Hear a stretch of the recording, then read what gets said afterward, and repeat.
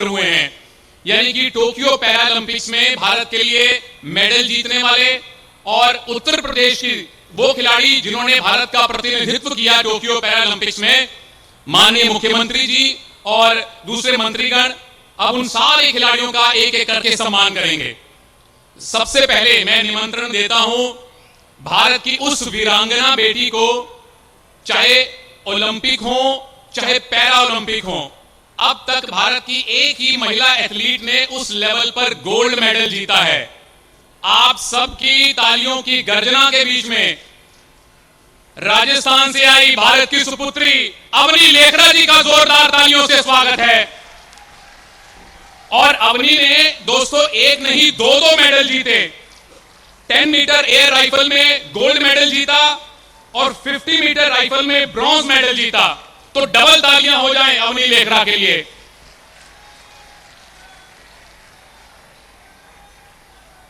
अवनी लेखरा मुंबई की एकेडमी है, लक्ष्य शूटिंग एकेडमी, वहां प्रैक्टिस करती हैं।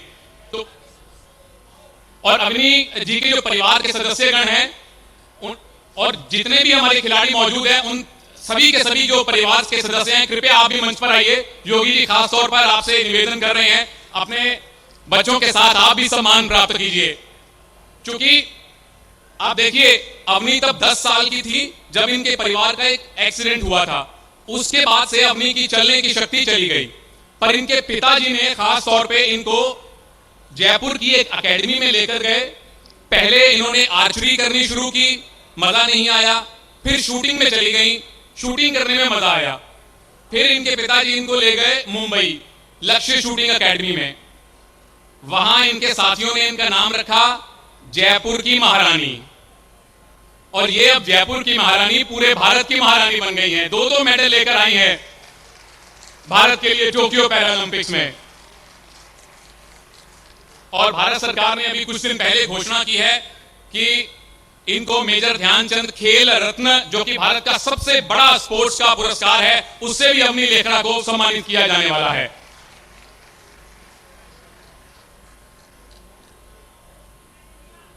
और जब टोक्यो पैरालंपिक्स में जो समापन समारोह हुआ था, जो क्लोजिंग सेरेमनी होती है, उसमें भारत का ध्वज उठाने का गौरव भी अवनी को ही मिला था।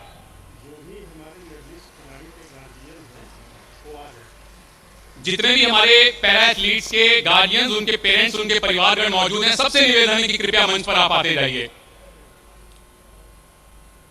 मुझे याद है अवनी ने एक बार बताया था इंटरव्यू में, भारत के दूसरे चैंपियन शूटर अभिनव बिंद्रा की ऑटोबायोग्राफी है अ शॉट एट हिस्ट्री। उन्होंने जब वो पढ़ी तो उसके बाद इनको प्रेरणा मिली और फिर खुद इन्होंने शॉट लगा दिया हिस्ट्री के ऊपर। 2 बार नहीं, 1 बार नहीं, 2 बार शॉट लगाया। अब मेरा निवेदन है वर्ल्ड रिकॉर्ड ब्रेकर से, एक वो खिलाड़ी जिन्होंने वर्ल्ड रिकॉर्ड 1 बार नहीं 5 बार तोड़ा, हमारे जेवलिन थ्रो वाले खिलाड़ी सुमित अंटिल साहब। दोस्तों, इसी साल पटियाला में चैंपियनशिप हुई थी तो सुमित ने वर्ल्ड रिकॉर्ड तोड़ा। कुछ हफ्ते के बाद वर्ल्ड पैरा चैंपियनशिप हुई, सुमित ने अपना वर्ल्ड रिकॉर्ड फिर से तोड़ दिया। फिर ये टोक्यो पैरालंपिक्स में गए, पहला भाला फेंका, अपना पिछला वर्ल्ड रिकॉर्ड तोड़ दिया। दूसरी बार भाला फेंका तो पहली बार के भाले का वर्ल्ड रिकॉर्ड तोड़ दिया। तीसरी बार भाला फेंका तो दूसरे वाला रिकॉर्ड भी तोड़ दिया।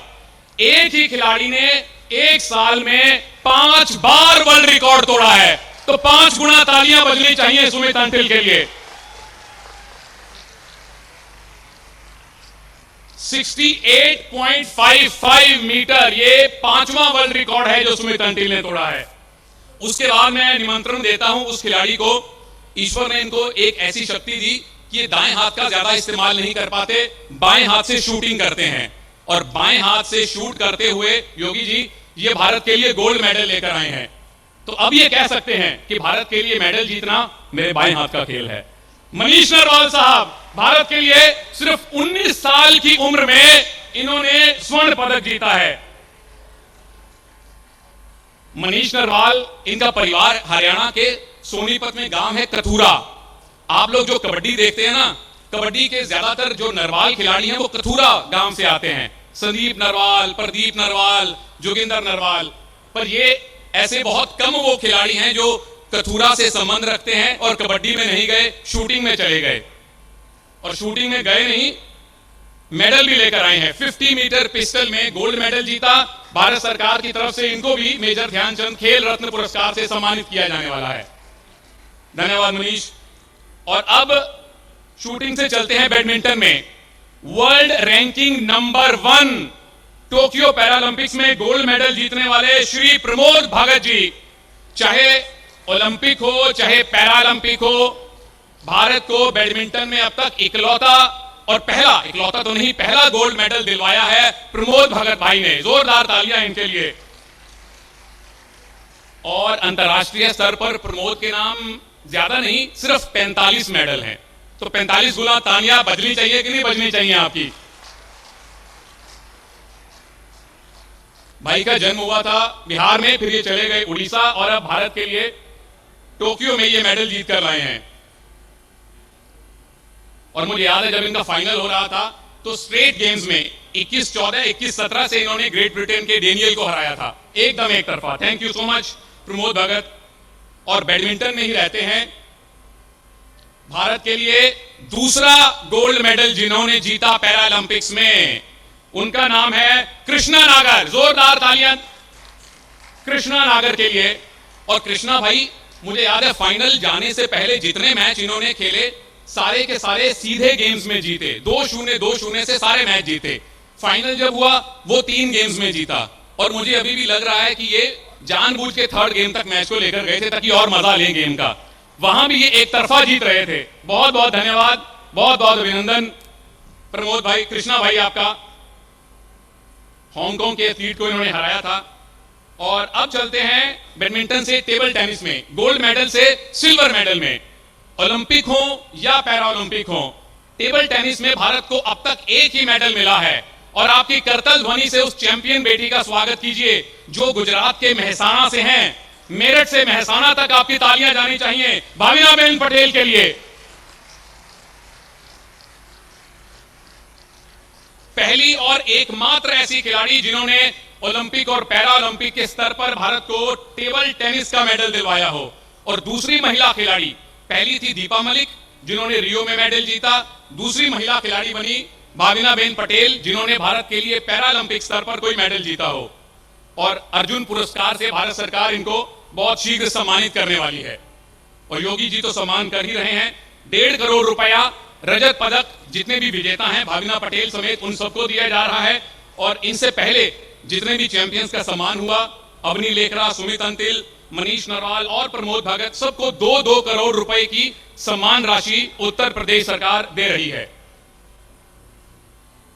और साथ में योगी जी का बहुमूल्य ऑटोग्राफ भी। बहुत बढ़िया भाई, तालियां क्यों रुक गई आपकी? योगी जी ने आपसे कहा था कि जब तक हमारे चैंपियंस का सम्मान समाप्त ना हो तालियां नहीं रुकनी चाहिए। चलिए टेबल टेनिस से आपको लेकर चलते हैं एथलेटिक्स में, हाई जंप में, जिन्होंने ना केवल भारत के लिए हाई जंप में सिल्वर मेडल जीता बल्कि 2.07 मीटर के साथ नया एशियन रिकॉर्ड भी बनाया। आपके सामने आ चुके हैं निषाद कुमार जी। निषाद भाई T47 कैटेगरी में हाई जंप इन्होंने किया था और इनको भी भारत सरकार अब अर्जुन पुरस्कार से सम्मानित करने वाली है। इससे पहले 2019 की वर्ल्ड पैरा एथलेटिक चैंपियनशिप में इन्होंने ब्रॉन्ज मेडल जीता। और मुझे याद है जब टोक्यो में इनको जब मेडल मिला, इन्होंने 4 बार टेक्निकल ऑफिशियल से पूछा कि क्या मेरा मेडल पक्का है, क्या मेरा मेडल पक्का है। ये विश्वास नहीं कर पा रहे थे कि भारत के लिए मेडल इन्होंने कंफर्म कर लिया है। थैंक यू निषाद भाई। और अब आपकी तालियां 3 गुनी होनी चाहिए। भारत के इतिहास के सबसे कामयाब, सबसे बड़े पैरा एथलीट जिन्होंने पहले 2 स्वर्ण पदक जीते थे और टोक्यो में रजत पदक जीता है, राजस्थान से आए देवेंद्र झाझड़िया भाई, हमारे चैंपियन जेवलिन थ्रोअर। 2004 के पैरा ओलंपिक में इन्होंने गोल्ड मेडल जीता। 2016 रियो में इन्होंने गोल्ड मेडल जीता। और 2004 और 2016 के बीच में जो 12 साल का गैप था उसमें पैरा ओलंपिक्स में जेवलिन थ्रो को शामिल नहीं किया गया था। तो देवेंद्र भाई ने सोचा कि मैं खेलना छोड़ दूं, पर इनकी पत्नी जिनका नाम मंजू है वो खुद कबड्डी खिलाड़ी हैं। उन्होंने देवेंद्र भाई को प्रेरित किया कि आप खेलना मत छोड़िए। ये लगे रहे। फिर 2016 में मेडल जीता, फिर 2020 में मेडल जीता। तो इससे क्या शिक्षा मिली कि पत्नी की बात माननी चाहिए। देवेंद्र भाई बहुत बहुत शुक्रिया, और भाभी जी का ज्यादा शुक्रिया जिन्होंने आपको जो आप खेल छोड़ना चाहते थे छोड़ने नहीं दिया। अब चलते हैं एथलेटिक्स के ही एक और विभाग में, डिस्कस थ्रो में। मैं बुलाना चाहता हूं योगेश कथुनिया साहब को, और अगर उनकी माता जी यहां हैं उनके तो खास तौर पे चरण स्पर्श, क्योंकि योगेश कथुनिया, इनको एक रेयर डिजीज हुई जिसके बाद इनके हाथ और पैर जो थे वो थोड़े कम काम कर रहे थे। डॉक्टर ने कहा कि इनकी फिजियोथेरेपी रोज करनी पड़ेगी। इनकी माता जी ने खुद फिजियोथेरेपी सीखी ताकि योगेश को रोज ये फिजियोथेरेपी दे सकें, और उन्हीं का बलिदान है कि योगेश आज हमारे सामने मौजूद हैं, रजत पदक लेकर आए हैं डिस्कस थ्रो में। इसीलिए 1.5 करोड़ रुपए की इनामी राशि इनको, और खास धन्यवाद इनकी माता जी को जिन्होंने अपने पुत्र के लिए एक डॉक्टरी वाला कोर्स कर लिया, खुद फिजियोथेरेपिस्ट बन गई।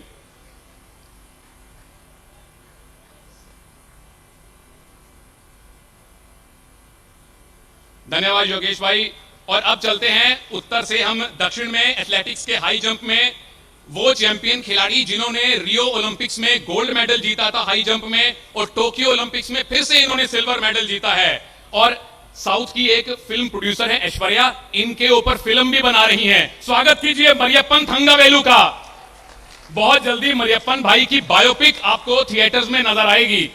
जिस तरह से मैरी कॉम जी की आई है, मिल्खा सिंह जी की आई है, मरियप्पन थंगावेलु पर तमिल में फिल्म बनाई जा रही है। और भारत के सबसे कामयाब पैरा एथलीट्स में से एक है मरियप्पन थंगावेलु जी। और जब ओपनिंग सेरेमनी हुई थी रियो ओलंपिक्स में, तो भारत का झंडा इनके हाथ में था। ओपनिंग सेरेमनी में फ्लैग बेरर थे। Thank you Mariyappan. और अब बुलाना चाहता हूं हरियाणा के हमारे डबल मेडलिस्ट शूटर, जिन्होंने पहले 50 मीटर में रजत पदक जीता, उसके बाद 10 मीटर प्रतियोगिता में कांस्य पदक जीता, सिंहराज अधाना। और सिंहराज भाई की विशेषता यह है कि 35 साल की उम्र में इन्होंने शूटिंग करना शुरू किया था। ये अपने बच्चों को एक स्पोर्ट्स एकेडमी में लेकर जाते थे। बच्चे कहने लगे, पापा हमारे साथ आप स्विमिंग करना शुरू कीजिए। बोले मुझे शर्म आती है स्विमिंग करने में। तो इनका भतीजा है वो वहां शूटिंग करता था। उन्होंने कहा चाचा जी मेरे साथ शूटिंग कीजिए। तो चाचा जी ने यानी सिंहराज जी ने मजे मजे में शूटिंग करनी शुरू की, और उसके 5 साल बाद भारत के लिए 2-2 मेडल लेकर आ गए। ये है इनका जज्बा और ये है इनकी लगन। 35 साल की उम्र में जब लोगों के करियर सेट हो चुके होते हैं, तब इन्होंने शूटिंग करनी शुरू की थी, और 2 मेडल भारत के लिए सिंहराज अधाना साहब लेकर आए हैं। और जब अभी लॉकडाउन था तो सारे खिलाड़ियों के सामने ये चुनौती थी कि प्रैक्टिस कहां करेंगे। इन्होंने अपनी एक शूटिंग रेंज बना ली प्रैक्टिस करने के लिए, और शूटिंग रेंज बनाना बहुत मेहनत का और बहुत खर्चीला काम होता है। उसका पुरस्कार इनको पैरालंपिक्स में मिला। बहुत बहुत धन्यवाद सिंहराज अधाना साहब। और अब जिस शख्सियत को मैं बुलाने जा रहा हूं, योगी जी सम्मान करने वाले हैं, उनके लिए सबसे ज्यादा तालियां दर्शकों से नहीं, यहां जितने भी आईएएस ऑफिसर मौजूद हैं उनकी तरफ से बजनी चाहिए, क्योंकि गौतम बुद्ध नगर के डीएम साहब सुहास एलवाई जी बैडमिंटन खेलते हैं, और क्या कमाल का खेलते हैं।